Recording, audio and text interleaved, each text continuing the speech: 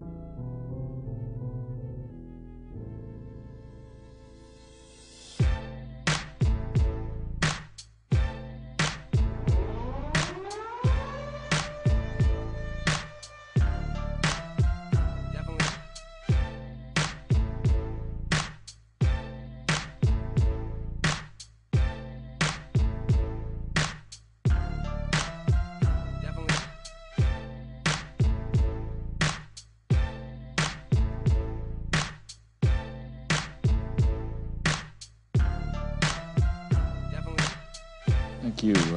Commissioner Benveniste. Good morning, Dr. Rice. Good morning. Nice to see you again. Nice to see you. I want to ask you some questions about the August 6, 2001 PDB. We had been advised in writing by the CIA on March 19, 2004, that the August 6 PDB was prepared and self-generated by a CIA employee. The CIA clarified its version of events, saying that questions by the President prompted them to prepare the August 6 PDB. You have said to us that the President directed the CIA to prepare the August 6 PDB. The extraordinary high terrorist attack threat level in the summer of 2001 is well documented. And Richard Clarke's testimony about the possibility of an attack against the United States homeland was repeatedly discussed from May to August within the intelligence community, and that is well documented. You acknowledged that Richard Clarke told you that al-Qaeda cells were in the United States. Did you tell the President at any time prior to August 6 of the existence of al-Qaeda cells in the United States? First, let me just make certain. If you could just answer that question, first, because I only have a very limited... I understand, Commissioner, but it's important that I also address... It's also important, Commissioner, that I address the other issues that you have raised. So I will do it quickly, but if you'll just give me a moment. Well, my only question to you is whether you told the President... But if you just give me a moment, I will address fully the questions that you've asked. First of all, yes, the August 6th PDB was in response to questions of the President. There was no recommendation that we do something about this. The FBI was pursuing it. I really don't remember, Commissioner, whether I discussed this with the President. Thank you. Remember very well that the President was aware that there were issues inside the United States. He talked to people about this.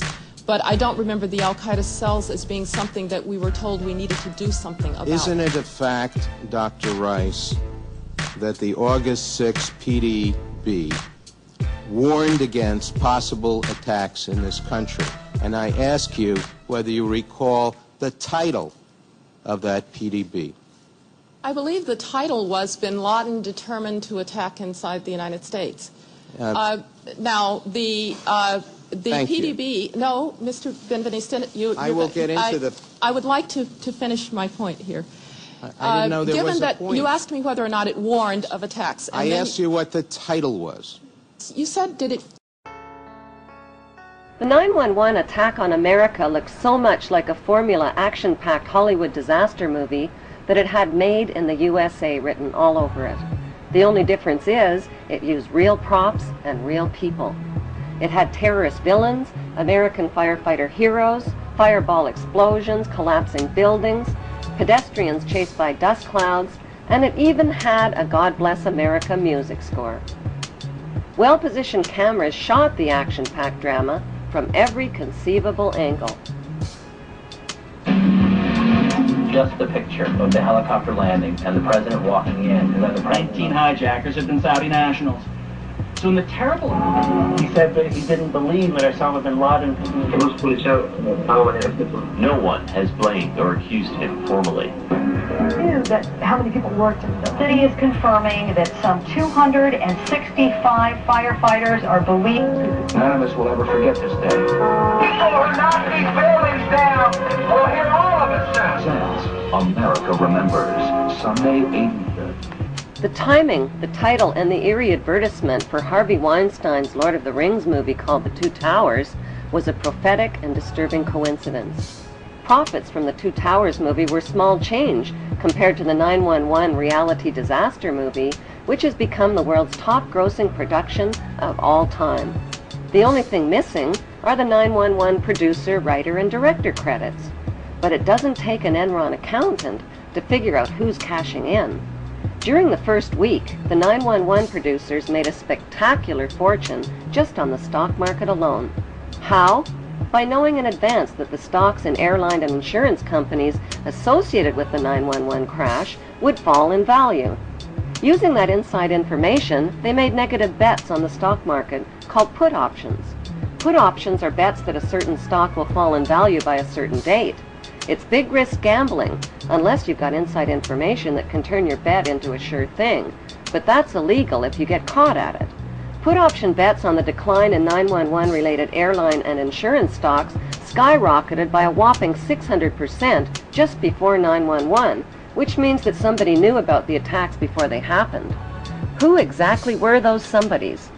Merrill Lynch and HSBC, Morgan Stanley Dean Witter, the Bank of America, weapons manufacturer Raytheon, the Lehman Brothers, General Motors, Swiss Re, Munich Re, and AXA Re Insurance Company, which owns 25% of American Airlines.